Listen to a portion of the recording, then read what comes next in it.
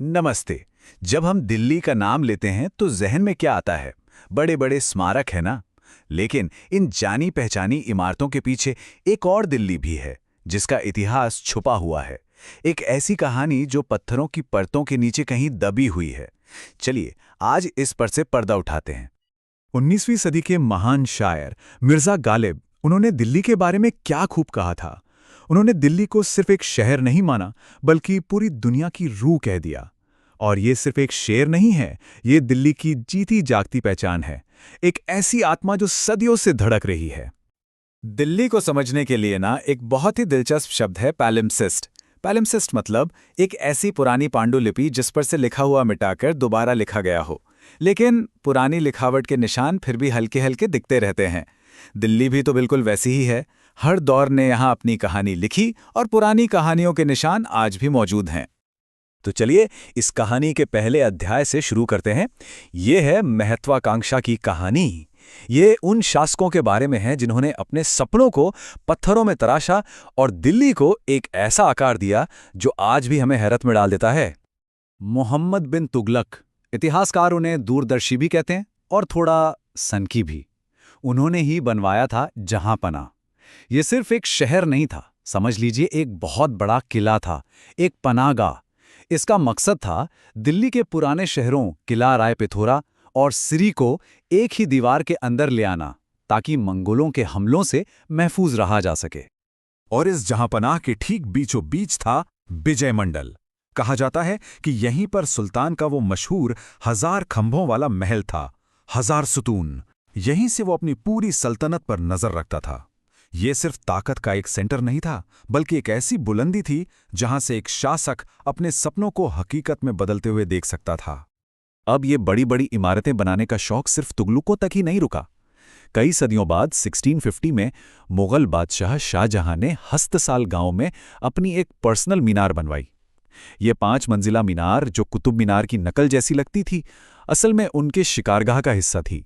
ये शान शौकत और मनोरंजन का प्रतीक थी, जो बताती है कि दिल्ली के शासकों के लिए आर्किटेक्चर हमेशा अपनी ताकत दिखाने का जरिया रहा। लेकिन दिल्ली की कहानी में सिर्फ शान शौकत और खूबसूरती ही नहीं है। अब कहानी एक बहुत ही स्याह, एक बहुत ही डरावना मोड़ लेती है। ये उन इमारतों की कहानी है जिन्हें राज करने के लिए नहीं, बल्कि डराने के लिए बनाया गया था।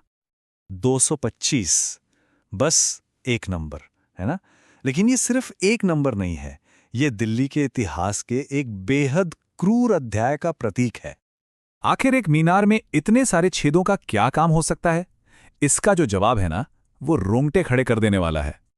इसका जवाब है चोर मीनार। इसे बनवाया था सुल्तान अलाउद्दीन खिलजी ने, जो अपनी क्रूरता के लिए जाना जाता था। इन छेदों में भालों पर अपराधियों के कटे हुए सिर लटकाए जाते थे।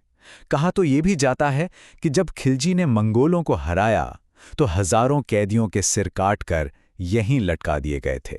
ये इंसाफ नहीं था, ये एक मनोवैज्ञानिक युद्ध था। ये डर का आर्किटेक्चर था जो चीख चीख कर बताता था कि सुल्तान के खिलाफ जाने का अंजाम क्या होता है। आतंक की ये कहानी चोर मीनार पर ही खत्म नहीं होती। दिल्ली में एक और जगह है जिसका नाम ही उसकी खूनी हकीकत को बयां करता है, खूनी दरवाजा। तारीख थी 22 सितंबर 1857। ये वो दिन था जब मुगल सल्तनत का सूरज हमेशा के लिए अस्त हो गया। बहादुर शाह जफर के बेटों और पोतों ने हुमायूं के मकबरे में अंग्रेजों के सामने सरेंडर कर दिया। जब उन्हें शहर ले जाया जा रहा था तो ब्रिटिश कैप्टन विलियम हॉटसन ने उनका काफिला ठीक खूनी दरवाजे पर रोक लिया। और फिर जो हुआ, उसने इतिहास में इस दरवाजे का नाम खून से लिख दिया। एक उग्र भीड़ के सामने उसने तीनों निहत्थे शहजादों को गोली मार दी, और तो और उनके शवों को 3 दिनों तक उसी दरवाजे से लटकाए रखा गया। लेकिन दिल्ली सिर्फ बादशाहों और लड़ाइयों की ही कहानी तो नहीं है। ये उन लोगों की भी कहानी है जिन्होंने इस शहर में जिंदगी जी, इसे महसूस किया और अपनी शायरी में हमेशा के लिए अमर कर दिया। तो चलिए मिलते हैं दिल्ली के सबसे मशहूर बाशिंदों में से एक से, मिर्जा गालिब।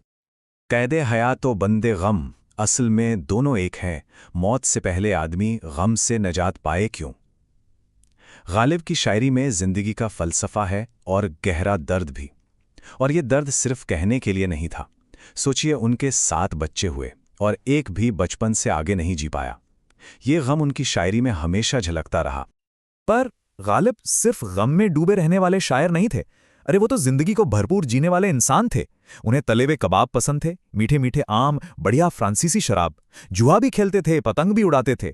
ये उनकी शख्सियत का वो पहलू है जो उन्हें एक महान शायर से कहीं ज्यादा एक जिंदा जागता इंसान बनाता है। गालिब ने अपनी प्यारी दिल्ली को अपनी ही आंखों के सामने उजड़ते हुए देखा।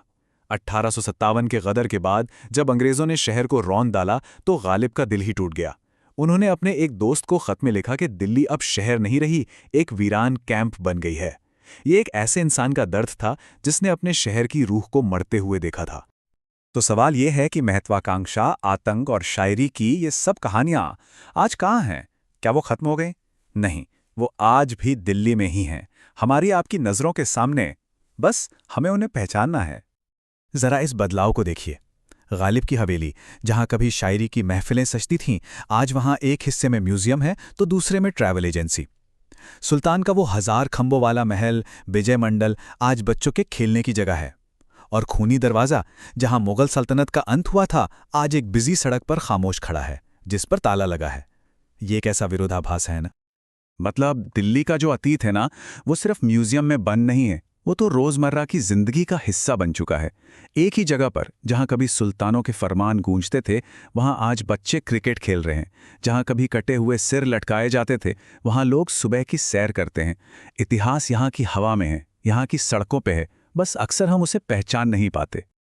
तो आखिर में एक सवाल बचता है, एक ऐसा शहर जिसकी इतनी परतें हों, इतनी कहानियां हों, उसमें हम क्या याद रखना चुनते हैं और क्या भूल जाना?